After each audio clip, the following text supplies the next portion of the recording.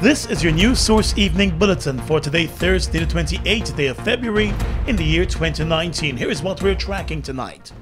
Opposition leader Jagdeo today threw a dark cloud over next week's planned meeting with the president, saying that he will only meet with the president if the issue is specific to an election date. That unless elections and the time an election date is on the agenda, there'll be no meeting.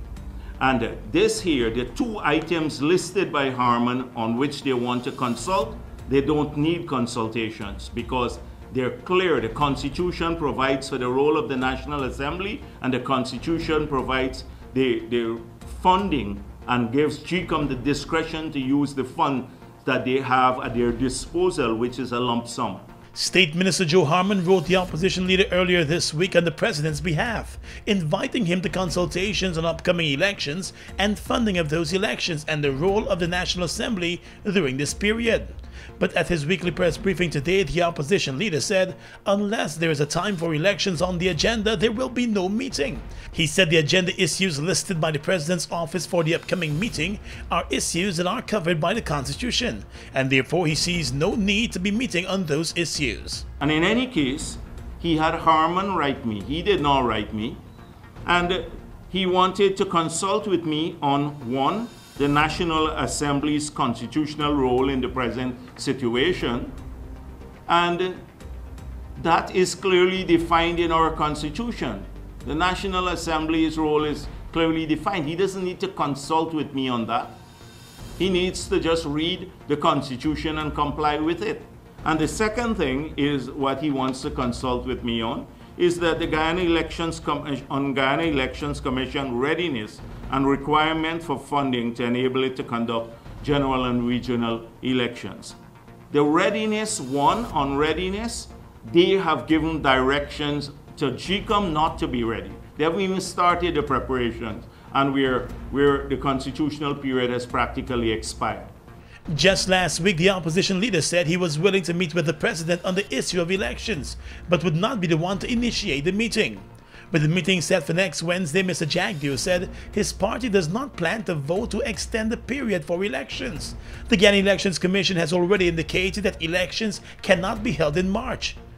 And today, the opposition leader also accused the president and his government of fraud while highlighting two letters that were sent to the Guyana Elections Commission by the president. Jagdeo claims that one of the letters was altered and some contents left out, but the close examination of the two letters sent by the president to the chairman of the Elections Commission shows one of the letters acknowledging the other one.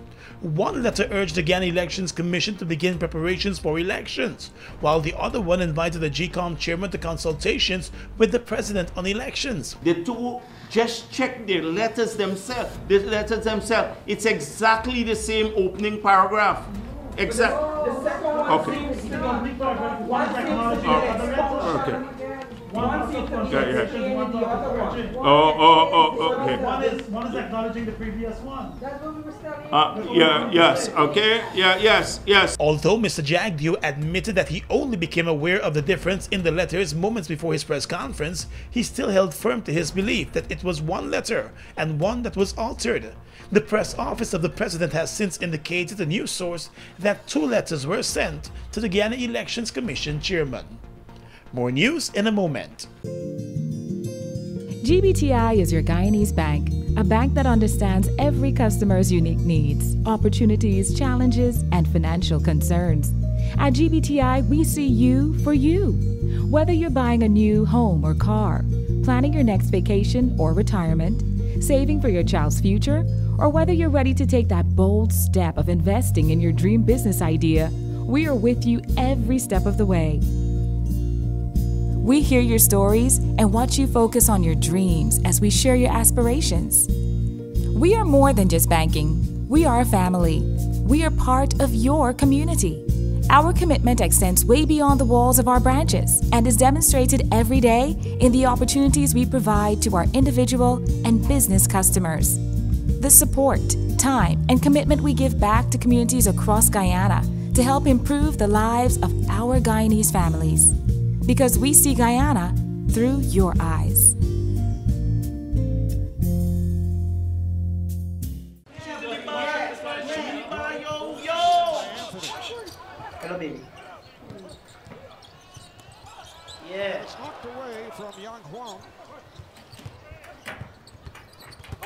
Yo, why you gotta get away from the credit, buddy? I recommend that you from blah blah blah, you actually gain, but it's not you that buy back the credit when it's done.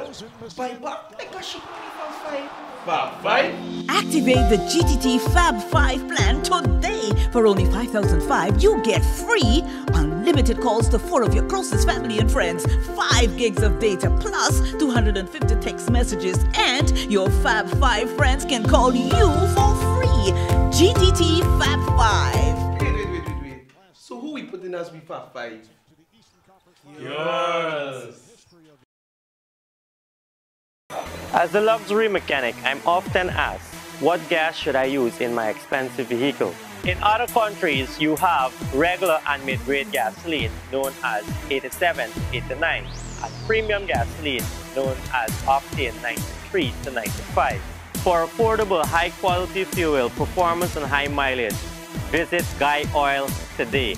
Choose Guy Oil Super 95. Guy Oil, we are everywhere. Welcome back. Attorney General Senior Counsel Basil Williams today said that there will be no drop-dead date after the 90-day period expires since a no-confidence vote. Today, the Attorney General put forward arguments at the appeal court seeking the court's approval for the status quo ante to remain in place in regard to the cabinet. He said the Constitution has given 2 options of how to proceed after a no-confidence motion. It means that the section contemplates after 90 days without an election, you move to the stage where the 2 parties talk to get a 2/3 majority. That has to be a process. And so they must have recognized that it couldn't be 90 days exactly. That's one. With regard to the opposition leader not wanting to meet with the president, even after the president's invitation, the Attorney General said the 2 need to meet. He has to meet. The president is a responsible person. You know, why won't he meet? He has to meet. But at the same time, we are pursuing our legitimate remedy in the courts because we believe that the vote was erroneous. It was a miscalculated vote. Mr. Williams explained that the court proceedings will continue even as the Elections Commission may be getting set to enter election mode. I want you to understand that the nation was being unduly alarmed with these doomsday matters. So, you know, I like to come and spoil the fun of the doomsday sales. But it's not like that. There's a government, the Chief Justice herself said that 5 times in a term, that the government resigns when the president is sworn in after the election. March 20th will mark 90 days since a no-confidence vote in the National Assembly. The Chief Justice has ruled that the vote was properly carried, but her rulings have since been appealed. A 35-year-old mother of 5 was stabbed to death last evening in the North Sophia area, and a 50-year-old man has since been arrested for the murder. The dead woman has been identified as Nadia Kalamudin. She was rushed to the Georgetown Hospital with multiple stab wounds about her body late last night. She was pronounced dead on arrival. According to initial reports, the suspect had been making advances to the woman for a while, but she has been ignoring him and his demands for the 2 to get to know each other. He has reportedly been visiting her house and calling out for her, but would be ignored on every occasion. It is reported that last evening the woman was on her way to a shop in the area when the man started walking behind her. Moments later, screams were heard as she was repeatedly stabbed to the back.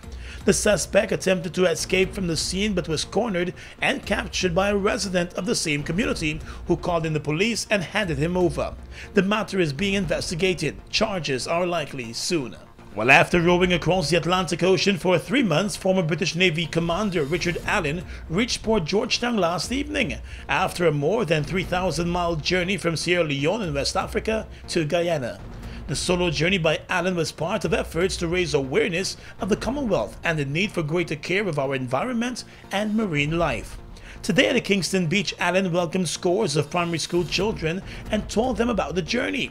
He explained that his special boat is outfitted with solar panels, and as such he was able to always have his batteries and communication equipment charged. Here's what it is, it's just a very basic boat. It looks more like a bath than anything. There's 2 cabins. I tended to sleep on decks. It was a lot cooler because it was very hot when I'm inside. You can see on the ends there's solar panels because that's how I charged all the batteries.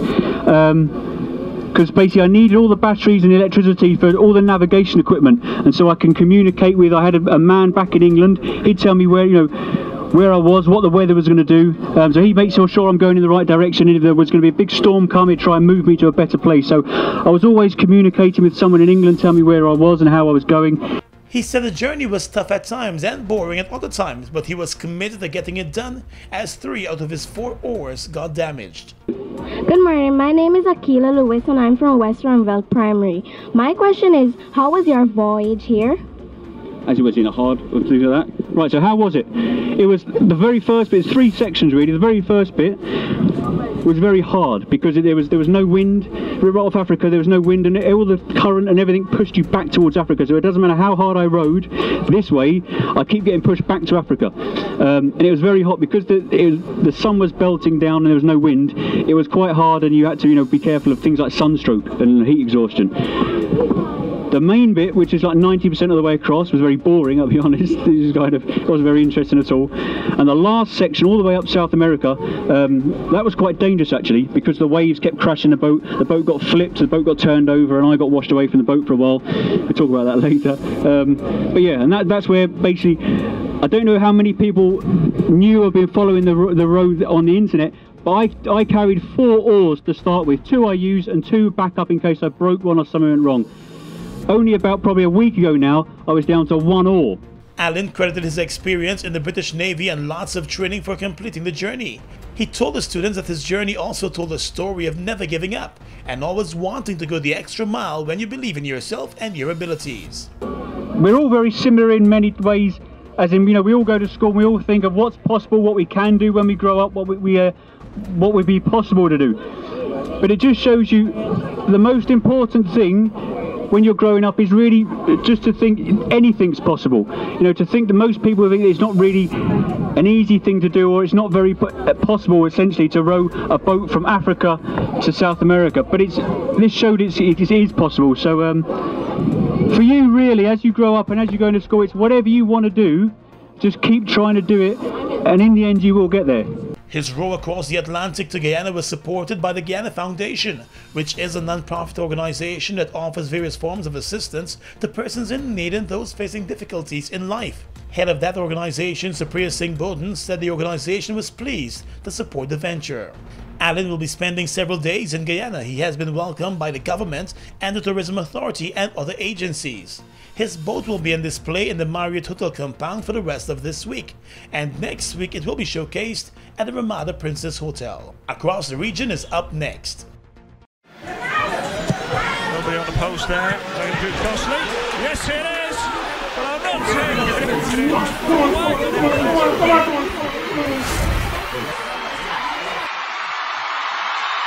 just get a header. Oh no, that's some save, isn't it? Let's Bet Sports. Take your game to a whole new level. You decide. Your game, your bet type, your bet amount. Guyana Lottery Companies, Let's Bet Sports. Be part of the game. Get ready to ride it, ride it. Ready to ride it, ride it, ride it, ride it, ride it, ride you in. Open up the new vibe, drink up the boldness inside. Radical and fresh and wild. Catch the wave now. Ride bold, ride fresh, ride strong. Come on, ride the wave. Taste the action, satisfaction, perfection. Wave it, wave it, wave it, wave. Ride the new wave of excitement sweeping Guyana. Wave Pale Ale, a premium, full-bodied, strong, and refreshing alcoholic brew, crafted to perfection for a bold, young, radical you. Don't settle for anything less. Catch a Wave Pale Ale and ride it today. Wave Pale Ale. Crafted to perfection. Across the region right now, CMC reports that CARICOM leaders were adopting a more cautious approach towards establishing a regional ferry service that has been bandied about for more than a decade. The leaders ended their 2-day intersessional summit where they discussed recommendations from a special meeting of the CARICOM Council for Trade and Economic Development and Transportation held earlier this month in St. Vincent. The meeting in Kingston dealt with, among other things, the Multilateral Air Services Agreement, proposals for a regional ferry service, and easier security check-in for in-transit passengers. CARICOM Secretary General Erwin Lerock told reporters today that he is not too optimistic that the ferry service would be a reality anytime soon. Antigua and Barbuda's Prime Minister Gaston Brown said while supportive of a regional ferry service, it must not be an expensive venture. Over in Barbados, police there have admitted that there is a new wave of fear which has enveloped the island, but they have given the assurance that though murders have risen by 200% for the first 2 months of the year, there is no crime crisis in Barbados. Speaking this morning at a conference, Deputy Police Commissioner of Barbados, Erwin Boyce, said there is some cause for concern as he gave statistics that showed incidences of serious crimes were actually down when compared to 2018. Drawing from data gathered as of February 23 of this year, Barbados has recorded 12 murders when compared to 4 for the same period last year. 7 of those murders had already been solved, the Deputy Police Commissioner said. And finally tonight, international news. North Korea's foreign minister says Pyongyang's position will not change even if the US seeks further talks. Ri Yong-ho was speaking after a summit in Vietnam between US President Donald Trump and North Korean leader Kim Jong-un ended without any agreement. Mr. Trump said the US had refused demands for all sanctions to be lifted. But at a late-night news conference, Mr. Ri insisted that the North had only asked for partial sanctions relief, not a complete lifting. He said his country had made realistic proposals, including the complete decommissioning of the Yongbyon Nuclear Research Center under the watch of US observers. In return, Mr. Ri said the North had wanted only partial lifting of sanctions that hampered the civilian economy and livelihood of the people of North Korea.